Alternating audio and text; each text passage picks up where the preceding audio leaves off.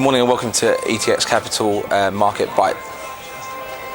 In the index futures space, the Dow Jones yesterday closed at 171.59, the Nasdaq at 40.68, and the S&P at 2,000. This is off the back of the Federal Operating Market Committee's meetings release at 7 o'clock yesterday evening, at 7 o'clock in the evening, anticipating that the interest rates will stay near to zero for a considerable time after quantitative easing. Quantitative easing is expected to be finishing in October this year. We've just had again the seventh $10 billion buying back of asset-backed debt, which has caused a good movement up in the US index futures. So Yellen also commenting on the fact that the interest rates by the end of 2017 may also be aiming towards around 3.75%. One thing, of course, we need to look out for is the labour market outlook off the back of bad news at the beginning of this month in relation to non-farm payroll figures being around 146,000 in comparison to what was estimated. So let's watch out for there. In the commodities space, gold lost 0.6%, so was trading down at around 1,216 per ounce. China's central bank cutting its rate on its central repurchase agreements after home prices fell. But what was interesting was the fact that the rate itself actually had more of a positive impact. Then 68 out of the 70 cities seeing the falling of property prices there.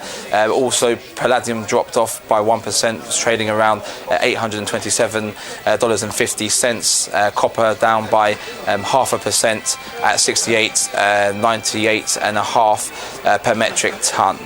In the FX space, the dollar strengthened again against the yen, trading currently above 108 by 4.5% this month. The biggest move since January, so it's trading around 108.23.5, 108.25.5. Cable itself still trading under 163, so currently at the moment 162.84.85. So let's watch out for this space, especially today. We've got the Scottish referendum taking place. Polls have opened at 7 a.m.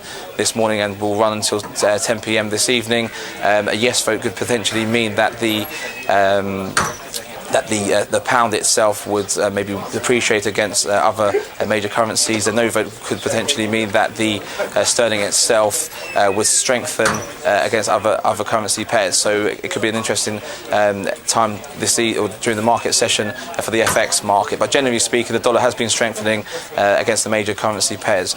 In the treasuries market, treasuries themselves have moved the most against British gilts in anticipation of projected slow economic growth.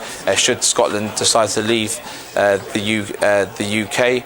US 10-year gilts, little change, still remaining at 2.661%. In the equities market, there's a talks of a Vodafone and Liberty deal, M&A deal taking place, which is anticipated that should that actually happen, then a total of 3.2% in terms of annual earnings per share is forecasted. So let's watch out for that after the troubles that Phones for You have forecasted this week. Randgold down after its talks in terms of Anglo Gold and by the Kabali mine were too pricey, so that's down by 0.98%, and it's currently trading at 44.90.91. Unilever, off the back of comments about its projected growth, now down by 0.98%, so currently around 25.90. Of course, the most important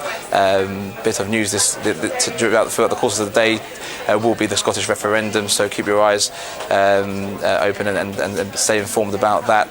Throughout the course of the day, there's going to be some commentary and discussion of how everything progresses, so watch out for that. Thank you.